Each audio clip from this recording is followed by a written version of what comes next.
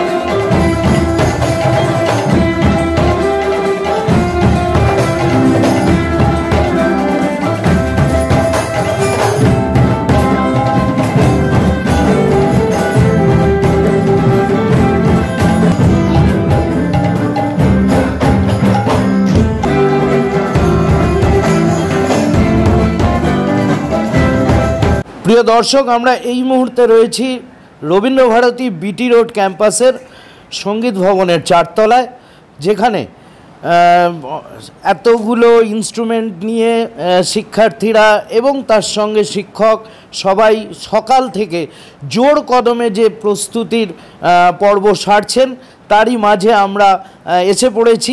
এখানে যেমন রয়েছে তবলা, আমার কলিগকে বলবো দেখাতে।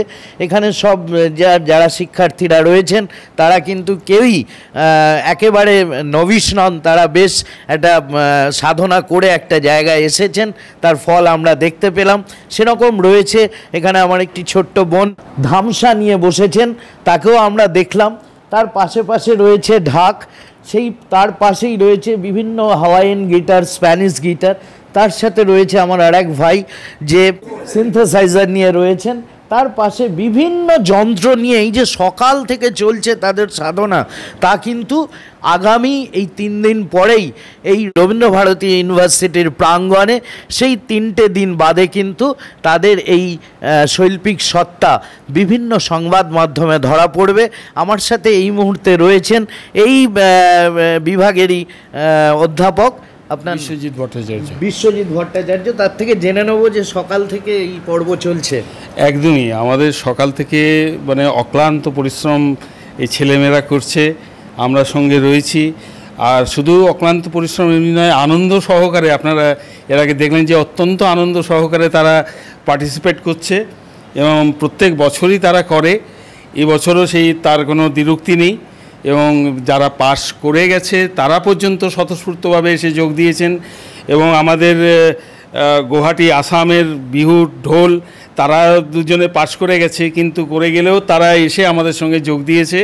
এবং এই অ্যাসেম্বলিং যে আমাদের, সেই অ্যাসেম্বলিংয়ে এখানে আমাদের ওয়েস্টার্ন মিউজিকের পার্টের সমস্ত যারা শিক্ষার্থী রয়েছে এবং আমাদের শিক্ষক রয়েছেন একজন, তিনি পর্যন্ত যোগ দিয়েছেন।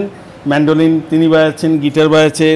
আমরা রবীন্দ্র সঙ্গীত এবং তার সঙ্গে ওয়েস্টার্ন এবং আমাদের ভারতীয় যে ফোক ইনস্ট্রুমেন্ট, আমরা ফোক পারকাশন এবারে করেছি, ইন্ট্রোডাকশন দিয়েছি যে বেঙ্গল ফোক ইনস্ট্রুমেন্টস, তার মধ্যে ডুবকি, বাংলার ঢোল ইত্যাদি সেও রয়েছে, ঢাক রয়েছে আমাদের মধ্যে, ধামসা রয়েছে। কাজে এগুলো আমরা একদম folk instrument with classical instrument with western, আমরা এটাকে একটা মেল্টিং করে একটা সুন্দর, যেটাকে হয়তো ফিউশন বলে অনেকে, তা আমরা মেল্টিং করে এরকম একটা রবীন্দ্রসঙ্গীতকে নিয়ে এবং পারকাশনের রিদমকে নিয়ে আমরা এই অনুষ্ঠান করছি। আর একটা জিনিস জানতে চাইবো বিশ্বজিৎ বাবু, এই যে এত ইনস্ট্রুমেন্ট, এত বাজনার যে মেলবন্ধন, এটা কি শুধুমাত্র সেদিনের জন্যই না, এটাই আপনাদের চিরাচরিত প্রথা? না, এটা আমাদের চিরাচরিত প্রথা, কারণ এই জন্যে যে রিদম পার্টে বিশেষ করে এবং সুর এবং রিদম মিলিতভাবে দুয়ে মিলে যে একটা সঙ্গীত হয়, তার সঙ্গে ডান্সও আমাদের সঙ্গে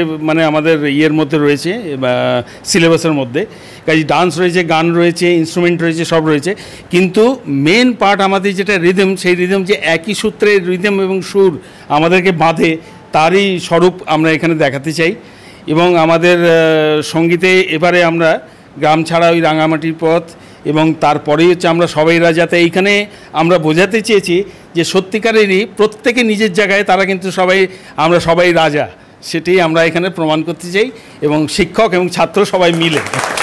হ্যাঁ, সকাল থেকে এইভাবে চলছে, এরা অক্লান্ত পরিশ্রম করছে। আর মোটামুটি এই রেসটা আমরা সারা বছর বয়ে নিয়ে বেড়াই, যাতে এই দিনে এসে আমরা এইভাবে আনন্দটা করতে পারি। আর আমিও ওদের মতন ছাত্র ছিলাম এইখানে, তখনও এই জিনিসটা গুরুজির কাছে করতাম। আজকে আমি টিচার হিসাবে এইখানে ওদেরকে করাতে পেরে খুব আনন্দিত।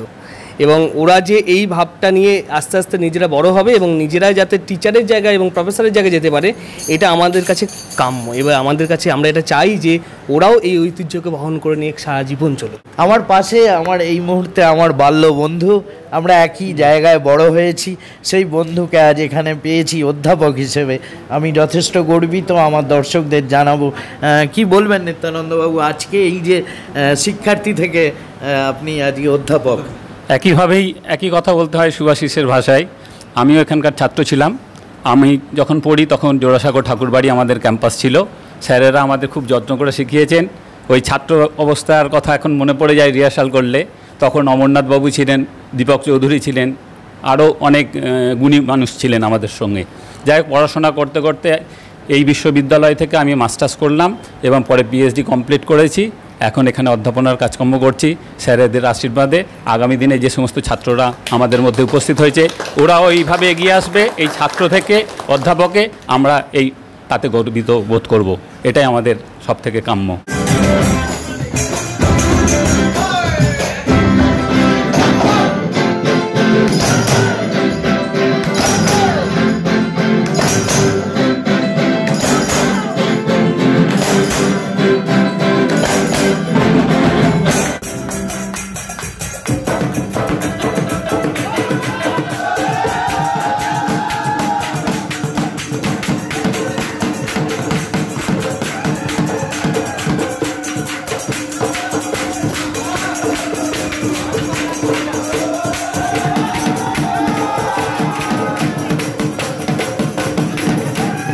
রবীন্দ্র ভারতী আমি অনেক বছর থেকে এখানে আমি শিক্ষা গ্রহণ করছি।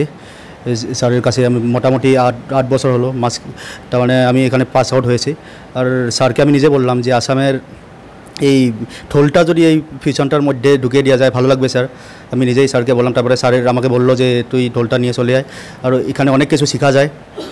অনেক এখানে আমি এখানে মানে কলকাতায় স্ট্রাগল করছি। আমি মিউজিকটা নিয়ে এখানে ভবিষ্যতে কিছু করতে চাইছি, এটাই আমার ইচ্ছে। আমার মেইনলি আমি তবলার স্টুডেন্ট। অনেক কিছু একসাথে সব ডিসকাস করি, কিছু না জানলে সবাই সাথে শিখি। আর ছোট বড় বলে কিছু নেই শেখার ক্ষেত্রে। আমার নাম হচ্ছে জ্যোতির্ময় দাস।